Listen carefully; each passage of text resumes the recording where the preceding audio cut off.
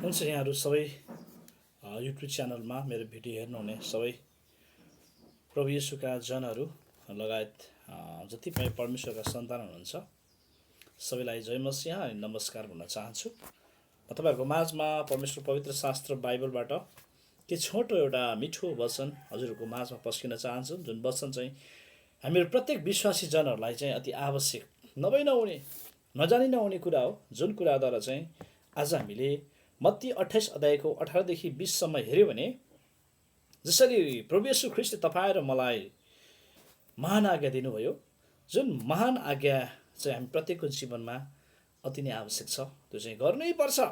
आज्ञाहरू धेरै छन्, तर त्यो आज्ञाहरूभन्दा पनि सबै मण्डली परिवार पास्टरजनहरूले गुरुजनहरूले यो वचन पदलाई चाहिँ महान आज्ञाको रूपमा राख्ने गर्दछ। अनि आज्ञाहरू धेरै छन्, त्यो आज्ञामध्ये पनि येशू प्रभुद्वारा तपाईँ मेरो लागि चाहिँ यो महान आज्ञा अति नै महत्त्वपूर्ण हो। नगरी नहुने, गर्नै पर्ने, यो गरेपछि मात्रै है हामीले येशू ख्रीष्टको छोराछोरी हो भन्न सक्ने र येशू ख्रीष्टलाई अनुसरण गरेको व्यक्ति भनेर चिन्न सक्ने कुराहरू हामीले यो पदले हामीलाई चाहिँ सिकाउँदछ। हामीलाई घोषणा गरेको पदअनुसार हामी हिँड्यो भने हाम्रो जीवनमा चाहिँ आशिषमय हुँदछ। अनि हाम्रो जीवनमा जसरी त्यहाँ भनिएको छ, समस्त अधिकार चाहिँ प्रभु येशू ख्रीष्टले दिएको कारणले गर्दा तपाईँ र मलाई चाहिँ एउटा जाने कुराहरू गरेको छ प्रचारको लागि, र सुसमाचार प्रचार गरिसकेपछि हामीले चेला बनाउनु पर्ने कुराहरू हुन्छ। अनि चेला बनाउनु पर्ने कुरा चाहिँ धेरै मण्डलीमा आज त्यो कुराहरू चाहिँ नरहेको है, त्यसको अभ्यासहरू नगरिएको, नसिकेको, नसिकाएको हामी पाउँछौँ। 2 तिमोथी 2को 2 पदलाई त्यहाँ चाहिँ हस्तान्तरण कुराहरू छन्। अनि जो प्रभु येशू ख्रीष्टले जसरी आफ्नो चेलाहरूलाई गर्नुभयो, चेलाहरूले पनि त्यसै प्रकारले आज सारा संसारभरि हुँदै हुँदै यसरी व्यापक रूपमा प्रभु येशूका जनहरू छन्। र येशूको आगमनको दिन मत्ती 24को 14 पदले जसरी भन्दछ, त्यो काम पुरा गर्नलाई तपाईँ र मेरो चाहिँ जीवनमा त्यो अभिभाराहरू प्रभु येशूद्वारा सुम्पिएको छ। र हामीले सुनाउँदाखेरिमा जब हामी प्रचार गर्छौँ, तपाईँहरूलाई म ट्राफिक लाइट को केही बत्तीहरूद्वारा पनि र हामी प्रचार जानुपर्छ। आज कति विश्वासीहरूलाई चाहिँ तालिमहरूमा सिकाइने गर्छन्, अनि उहाँहरूले लेख्ने गर्छन्, पढ्ने गर्छन्, सिक्ने गर्छन्, तर उहाँहरूले व्यवहारमा चाहिँ नउतारेको देखिन्छ। त्यो कारणले तपाईँहरूलाई म छोटो मिठो भिडियो पस्किन चाहन्छु। यो भिडियो वचनमा चाहिँ मैले प्रार्थनासहित तयारी गरी तपाईँहरूको माझमा ल्याएको छु। हामीले जब प्रचार गर्न जान्छौँ, माछा मार्नुपर्छ भन्छौँ, तर कसरी मार्ने भन्ने कुरा चाहिँ धेरै विश्वासीहरू चाहिँ यो कुरामा अनकनिएको कारणले गर्दा, यो कुराहरूलाई मेसो नपक्रेको कारणले गर्दाखेरि, यो ट्रेनिङ प्राप्त नभएको कारणले गर्दाखेरि धेरै विश्वासीहरू चाहिँ प्रचारको काममा चाहिँ डराउँछन्।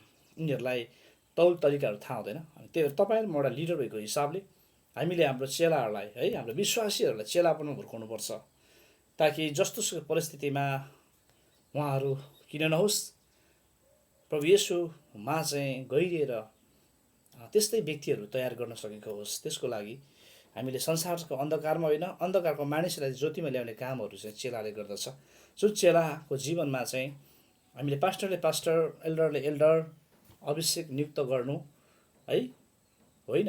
चेला चाहिँ तपाईँ नहुँदा तपाईँको ठाउँमा है भरपर्दो विश्वास तपाईँले जस्तै, तपाईँले भन्दा पनि असल काम गर्ने व्यक्तिलाई हामीले चाहिँ निर्माण गरेर त्यो रुख विश्वास राखी जिम्मेवारी दिनु हो।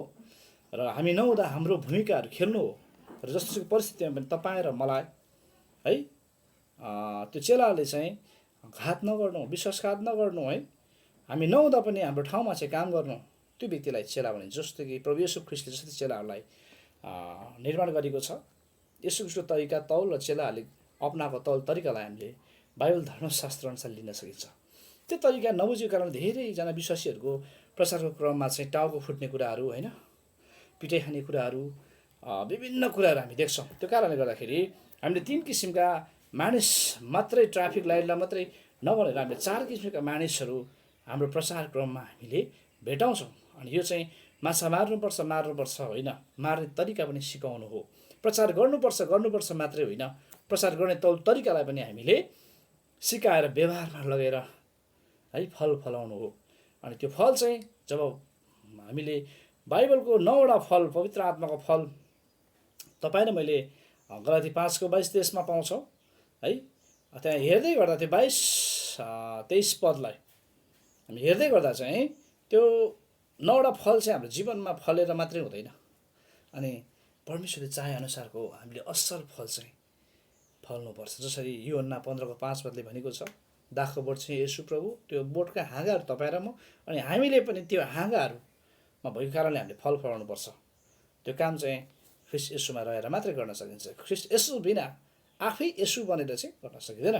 ख्रिस्ट येशूको तौल तरिका वचनको अन्डरमा आधारित भएर हामी सानो गोठालो है, सानो येशू, हाम्रो महान येशू चाहिँ प्रभु येशू हुनुहुन्छ। उहाँको मार्ग निर्देशन गर्ने एउटा माध्यम बनेर तपाईँ र मैले काम गर्नुपर्ने हुन्छ, जसमध्ये माछा मार्नुपर्छ भन्ने क्रममा, प्रचारको क्रममा हामीले 4 किसिमका मानिसहरू भेटाउँछौँ। एउटा चाहिँ खतराका चिन्ह, त्यसलाई हामीले रातोको चिन्हमा राख्न सकिन्छ। ट्राफिक लाइटमा 3वटा लाइटहरू हुन्छ रातो, जुन रातोमा चाहिँ कसैले पनि बाइकहरू, गाडीहरू, कुनै पनि साधनहरू अगाडि बढाउँदैन, किन त्यो खतराको सङ्केत हो। यदि बढायो भने ऊ केही न केही कानुनको नजरबन्दमा पर्दछ। घटनाबाट हुन्छ कि अब नीति नियमलाई उल्लङ्घन गरेको कारणले हुन्छ, विभिन्न जेस उसको नतिजा राम्रो हुँदैन। अनि पहेँलो बत्ती हामी हेर्छौँ भने केही समय भए पनि त्यो मानिसले चाहिँ विरोध गर्ने कुरा होइन, सुन्न उत्कट इच्छा त्यो व्यक्तिको जीवनमा जाग्छ, तर विभिन्न परिस्थितिहरूको बावजुद, विभिन्न बन्धनहरूले थिचेको मिचेको कारणले समस्या भएको हुन्छ। र त्यो मान्छेले विरोध जनाउँदैन, त्यो मान्छेले सुसमाचार सुन्ने उत्कट इच्छा राख्छ, परिस्थितिको कारण उसले सुन्न मनसाय नभएको भन्ने कुरा जनाउँछ। यो व्यक्तिले पनि परमप्रभुको उद्धार र मार्गको कुराहरू है, सत्य, अनन्त जीवन, पुनरुत्थानको कुराहरू र शान्तिका कुराहरू हामीले भन्छौँ भने तपाईँको व्यक्तिगत कथा, मेरो व्यक्तिगत कथा, अनि पछि प्रभु येशूको कथाद्वारा हामीले त्यो मानिसलाई सत्यता प्रमाणित गर्न सक्छौँ। विशेष तपाईँको कथा र मेरो कथा, हामी प्रत्येकको व्यक्तिगत नमुनाका कथाहरू हामीले सुनाउँछौँ र त्यो असल प्रभुमा जिउँदै गरेको व्यक्तिको कथालाई पनि हामीले वास्तविकता त्यो व्यक्तिको जीवनमा झल्काउन सक्छौँ। अनि प्रभु येशू ख्रिस्ट परमेश्वरको कथालाई हामीले ल्याएर बितेका कुरा, येशूलाई पाएको र येशू पाएपछिका शान्ति र आनन्दका कुराहरू हामीले व्यक्त गर्न सक्छौँ। तपाईँले पनि पाउन सक्छ भन्ने तरिकामा उहाँलाई हामीले सिकायौँ भने त्यो व्यक्तिले पनि उद्धार पाउन सक्छ। अब 2 नम्बरमा हरियो बत्ती, जब ट्राफिक लाइटमा हरियो बत्तीले चाहिँ पहेँलो बत्ती बालेर एउटा स्टार्टको कुरा, अब जानलाई तयारी हुनु भन्ने कुरा जनाउँछ भने हरियो बत्तीले चाहिँ गइहाल्नु पर्ने कुराहरू त्यो व्यक्ति चाहिँ हामीले सुनाउँछौँ भने चाहिँ त्यो व्यक्ति चाहिँ प्रभु येशूलाई स्वीकार गर्छ र त्यो व्यक्तिलाई अब हामीले फलो गरेर है, हामीले जति सिकेका छौँ हस्तान्तरण गर्न आवश्यक छ। त्यो तरिकामा परमेश्वरको वचनमा तपाईँ र म जस्तै व्यक्ति हामी बनाउन सक्छौँ। र 3टा लाइट हेरौँ, रातो खतरा, रातो व्यक्तिले तपाईँ र मैले येशूको प्रचार गर्दा उनले चाहिँ हामीलाई घृणा गर्छ, सुन्न चाहँदैन, समय धेरै दिँदैन, त्यसलाई जबरजस्ती सुनाउन खोज्छ भने तपाईँ र मैले त्यसको परिणाम भोग्नुपर्छ। त्यो कस्तो हो भोगेपछि मात्रै थाहा हुन्छ, भोग्ने व्यक्तिलाई थाहा हुन्छ, भोगेका व्यक्तिहरूको जीवन कहानीबाट हामीलाई थाहा हुन्छ। तपाईँ र मैले त्यो परिस्थिति नभोग्नुको कारण, दुःख कष्ट नपाउनुको कारण चाहिँ एउटै उपाय हो, हामीले त्यसलाई सुनाउने होइन। बाइबलले नै हामीलाई भन्छ है, जुन घरमा स्वागत छैन त्यो घरमा नपस्ने कुरा, जुन घरमा स्वागत छ त्यो घरमा पसेर सुनाउने खाने कुराहरू हो। त्यो भएर प्रभुमा भरोसा साथ ओ वचनले अराए अनुसारको कुरामा हामी हिँड्नुपर्छ र पवित्र आत्माको उपस्थिति भरपुरीमा जब हामी हिँड्छौँ गर्छौँ भने चाहिँ हामीलाई त्यस्ता सङ्कष्ट विघ्न बाधाहरू प्रचारमा नआउन सक्छ, आउँदैन है। अनि चौथो निभेको बत्ती भनेर म सङ्केत गर्छु। निभेको बत्ती भनेको चाहिँ जीवनका विभिन्न अवरोधहरूले गर्दा चाहिँ सेलाएको व्यक्ति, विभिन्न त्यहाँ चाहिँ अब अविश्वाससँग विवाहबाट हुनसक्छ, समाजको गाह्रो विभिन्न समस्याले, अब एक्लै विश्वासी केही कुराहरू नसिकेको, चेलापनमा नहुर्केको र सेवा सङ्गति नपाएर चाहिँ सेलाएको अवस्थाका मानिस कति चाहिँ ब्याकसाइड भएर है, मानिसहरूको उदाहरणलाई, मानिसहरूको जीवनलाई हेरेर चाहिँ ख्रिस्ट येशूको जीवनलाई नभेटेका व्यक्तिहरू विभिन्न खालका हामी भेट्छौँ। त्यो मानिसलाई पनि हामीले प्रचार गरेर वास्तविक ख्रिस्ट येशूको नमुनालाई र बाइबलको आशाका कुराहरू दिएर फेरि हामी त्यो मानिसलाई सेवा दिएर हुन्छ, कसरी हुन्छ है, चेलापनमा हुर्काएर हामीले परमप्रभुको प्रचारको कामहरू गर्न सक्छौँ। प्रिय, यी 4 किसिमका मानिसहरू हामी भेट्न सक्छौँ। 1 नम्बरमा म वचन भन्न चाहन्छु, प्रेरितको पुस्तकमा 7को 57 पदमा स्पष्ट यहाँ लेखिएको छ। यहाँ चाहिँ के कुरा गरेको छ भने प्रिय, ठुलो स्वरले चिच्याउँदै है त्यो व्यक्तिहरूले चाहिँ आफ्ना कान थुनेर तिनकै विरुद्ध एकैचोटि झम्टिए। स्तेफनसको त्यहाँ मृत्यु पनि भएको छ, तपाईँ हामीलाई थाहा छ। अनि परमप्रभुको सेवकहरूमाथि संसारका नबुझेका गैर इसाईहरू है, परमप्रभुको सत्यतालाई चाहिँ नभेटेका व्यक्तिहरू, पवित्र आत्माको भरपुरी अगुवाईमा नहिँडेका है, पवित्र आत्मालाई पनि नजानेका व्यक्तिहरू, संसारको पापले थिचिएका जति पनि छन्। तपाईँ र म पनि पापले थिचिएको थिएँ एकपटक, आज यसुको कारणले उद्धार पाएका छौँ, क्षमा पाएका छौँ। यो गर्व गर्ने ठाउँ तपाईँ र मलाई मिल्छ। अनि त्यो कुराहरू सुन्दै गर्दा चाहिँ तपाईँ र मैले के गर्नु पर्यो भन्दाखेरि, जसरी त्यहाँ पनि एउटा सताउको कुरा आएको छ, त्यो चाहिँ रातो बत्तीको रूपमा हामी राख्न सक्छौँ। झम्टीको कुराहरू छ, त्यो अब सुनाउनु आवश्यक छैन है। त्यस्तो परिस्थितिहरू हामी त्यहाँ देख्छौँ।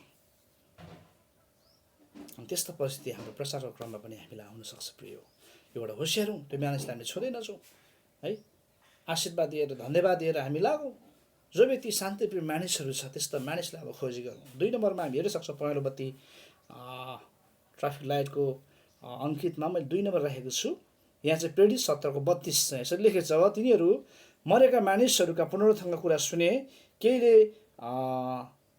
है केहीले चाहिँ त्यहाँ विरोधहरू गरे, ठट्टा गरे, हाँसे। तर केही व्यक्तिले चाहिँ के गरे भन्दाखेरि फेरि सुन्नेछौ भन्ने मनहरू लगाएको कुराहरू चाहिँ सुनेका छ। र केही व्यक्तिले चाहिँ सुन्ने मन भएको मानिसहरू पनि छ त्यहाँ।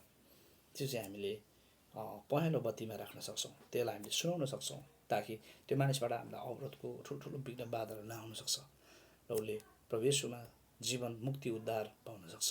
त्यस्ता मानिसलाई हामी समय दियौँ। तेस्रो नम्बरमा हरियो बत्ती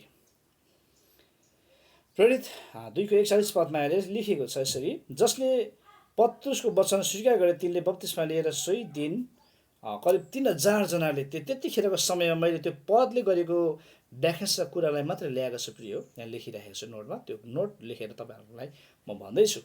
अनि त्यो दिन जतिजनाले पत्रुसको माध्यम भएर प्रभु येशू ख्रीष्टका प्रचारहरू गरे हैन, पवित्र आत्माको शक्ति र सामर्थ्यको कामहरू त्यतिखेर आयो, त्यो चाहिँ येशू ख्रीष्टको गुण हामीबाट प्रकट भएको भनेर हामी बुझ्न सक्छौँ।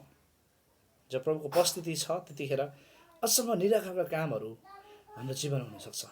अनि त्यो व्यक्तिहरूले स्वीकार गरेर 3000 जना थपिएको कुराहरू छ।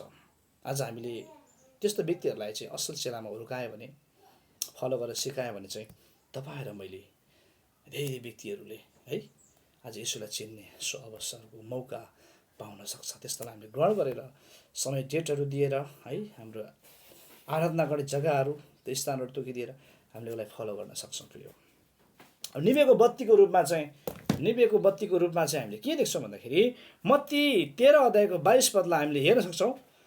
मत्ती 13 को 22 पदमा चाहिँ त्यहाँ एउटा 4 किसिमका है जमिनहरू छ, जुन चाहिँ त्यहाँ बिउहरू छर्दाखेरि एक ठाउँमा चाहिँ असल जमिनमा चाहिँ फलेको। र यो पदलाई चाहिँ हामी हेर्छौँ भने निभेको बत्ती चाहिँ केमा राख्न मिल्छ भन्दाखेरि, मत्ती 13 को 22 पदमा काँडाहरूको बिचमा छरिएको बिउ है, त्यो चाहिँ कस्तो हो भन्ने व्याख्या दिन्छ भने, यहाँ वचनले नै हामीलाई भन्छ, सुन्न त ऊ सुन्छ होइन, वचन त सुन्छ, तर के हुन्छ भन्दा के कारणले गर्दा ऊ चाहिँ अगाडि बढ्न सक्दैन भन्दाखेरि, संसारको चिन्ता र धनको लोभले है के गर्छ भन्दाखेरि त्यो बिउ चाहिँ राम्रोसँगले नहुन सक्छ है। विभिन्न बाधाहरू जस्तै चिन्ताहरू, संसारका फिक्री विभिन्न छन् हैन। संसारमा नजर राख्यो भने चिन्ता र फिक्री मात्रै हामीलाई आउँछ। अर्को कुरो चाहिँ लोभ, मोहहरू है, धनको लोभहरू। अनि बाइबलले स्पष्ट हामीलाई भन्छ, धनको र परमेश्वरको दुईवटा मालिकको चाहिँ सेवा गर्न सक्दैन, एउटा मात्रै गर्नुपर्छ है। धनको लोभमा यदि हामी हिँड्यौँ भने चाहिँ हामीले परमेश्वरलाई त्याग्नुपर्ने हुन्छ। अनि परमेश्वरलाई हामीले पछ्यायो भने चाहिँ सबै हाम्रो आवश्यकताहरू बुझेर हामीलाई उहाँले दिनुहुन्छ। अनि यो किसिमको छ जीवनको चिन्ता, मोह, बाधाहरूले चाहिँ है विश्वासको बत्ती चाहिँ निभिएको हामी देखिन्छ। अनि यो त्यही भएर मैले लाइटलाई पनि निभेको बत्ती भनेर यहाँ चाहिँ अङ्कित गरेको छु, बुझाउनलाई एउटा के भन्छ भने शीर्षक दिएको छु। 1 नम्बरमा है रातो बत्ती खतरा, 2 मा पहेँलो बत्ती अब उसलाई सुनाउन सकियो, 3 मा हरियो उसलाई ग्रहण गरेर पनि अब उसलाई फलो गरेर चेला अपनाउन पनि सकियो उसको लेभल अनुसारको शिक्षा दीक्षाहरू दिएर। र 4 नम्बरमा निभेको बत्ती त्यो व्यक्ति पनि हामीले प्रभु येशूमा सुनाएर ल्याउन सकिन्छ। 4वटा पोइन्ट मध्येमा एउटा चाहिँ खतरा हो भने 3वटा चाहिँ हामीले प्रभु येशूको मजाले ढुक्कसँगले उहाँको सत्यताको